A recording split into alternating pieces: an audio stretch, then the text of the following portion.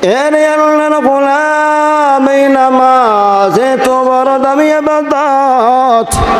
এর আল্লাহর গোলাম কত বড় দামি ইবাদত বান্দা জানো? বলে আসসালাতু বারাআতুম মিনান নারি ওয়ান নিফাক। বান্দা যারা সময় মতো নামাজ আদায় করবে, বান্দা নবী বলেন 40 দিন পর্যন্ত যারা জামাতের সাথে বান্দা তাকবীরে উলার সাথে নামাজ আদায় করবে, ওই বান্দার জন্য আল্লাহ জাহান্নামকে হারাম করে দেন। বান্দা মুনাফিকের খাতা থেকে আল্লাহ নামটা মিটাইয়া দেন।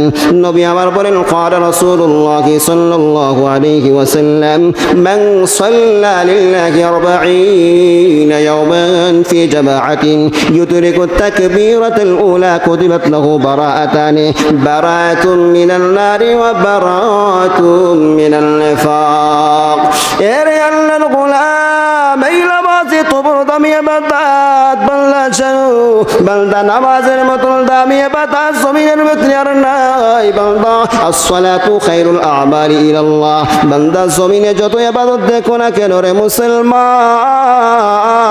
নামাজের মতো দামি ইবাদত আল্লাহর কাছে আর কোনো আমল হতে পারে না। নবী আমার বলেন ক্বালা রাসূলুল্লাহ সাল্লাল্লাহু আলাইহি ওয়াসাল্লাম ই'লামু আন্না খায়রা আমালিকুম আস-সালাহ। এর আল্লাহর গোলাম নামাজ এত বড় দামি ইবাদত। আল্লাহ নামাজ কত বড় দামি ইবাদত। আস-সালাতু যুলফা ওয়া কুরবা ইলাল্লাহ সুবহানাহু ওয়া তাআলা। বান্দা তুমি যদি আল্লাহর ভালোবাসার বন্ধু হতে চাও, বান্দা তুমি যদি আল্লাহর নৈকট্য অর্জন করতে চাও রে মুসলমান, নামাজ আদায় করো বেশি বেশি করে। নবী আমার বলেন আল্লাহ আমাকে জানাইয়া দিয়েছেন ক্বালা রাসূলুল্লাহ সাল্লাল্লাহু আলাইহি ওয়াসাল্লাম ওয়া মা ইয়াজালু আবদি ইয়াতাকাররাবু ইলাইয়া বিন নওয়াফিল হাত্তা উহিব্বাহু। এর আল্লাহর গোলাম এই নামাজ তোমার দামি ইবাদত। আসসালাতু রাহাতুন ওয়া সাআদাতুন ওয়া কুররাতু আইনিন। বান্দা তুমি যদি বান্দা পাঁচ বেলা নামাজ আদায় করো, অন্তরে কোনো দিন বান্দা অশান্তি বান্দা অনুভব করতে পারবা না। বান্দা চোখের শীতলতার কারণই হলো বান্দা নামাজ। এজন্য নবী আমার বলেন ইয়া বেলাল আকিমিস সালাহ রিহনা বিহা। এ বেলাল তুমি নামাজ আদায় করো, তুমি নামাজের জন্য আযান দাও, তুমি আমাদের অন্তরটাকে প্রশান্ত করো। নবী আমার বলেন ক্বালা রাসূলুল্লাহ সাল্লাল্লাহু আলাইহি ওয়া আলিহি ওয়াসাল্লাম জুইলাত কুররাতু আইনি ফিস সালাহ। এর আল্লাহর গোলাম এই নামাজ বান্দা কত বড় দামি ইবাদত জানো? বান্দা আসসালাতু নূরুন ওয়া বুরহানুন ওয়া ওয়াদাআতুন। এর আল্লাহর গোলাম কিয়ামতের দিন যখন অন্ধকার হয়ে যাবে, বান্দা কোনো আলো থাকবে না, বান্দা কিয়ামতের ময়দান ঘোর অন্ধকার থাকবে।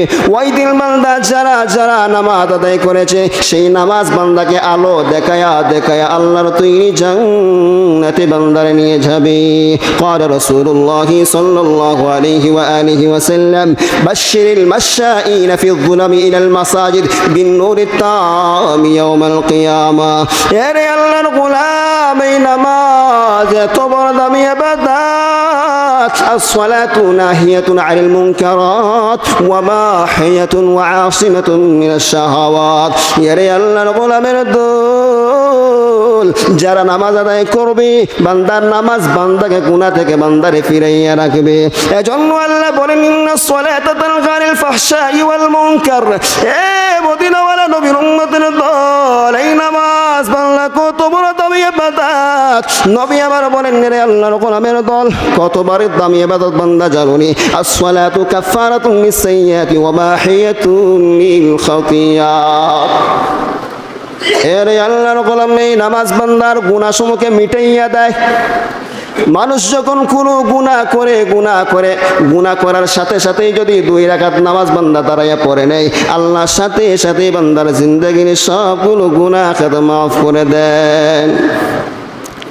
এজন্য নবী আমার বলেন ক্বালা রাসূলুল্লাহ সাল্লাল্লাহু আলাইহি ওয়া আলিহি ওয়াসাল্লাম মা মিন রাজুলিন ইযনিবু যামবান সুম্মা ইয়াকুমু ফায়াতাতাহহারু সুম্মা ইউসাল্লি সুম্মা ইস্তাগফিরুল্লাহ ইল্লা গাফারাল্লাহু লা।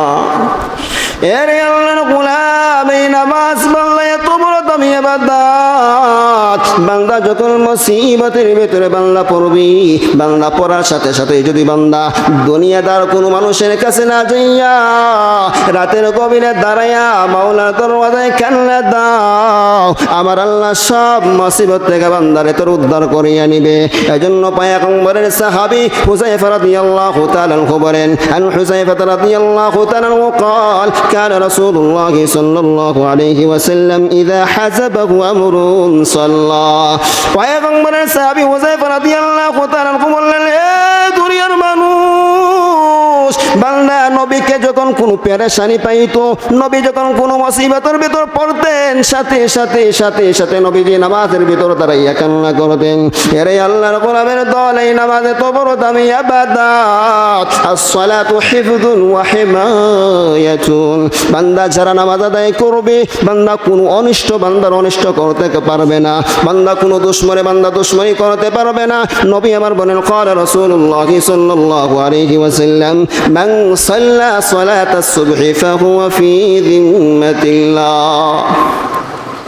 এরে মদিনাওয়ালা নবীর উম্মতের দল, কিন্তু আমরা নামাজ নাই বান্দা দাবি করি আমরা নামাজি।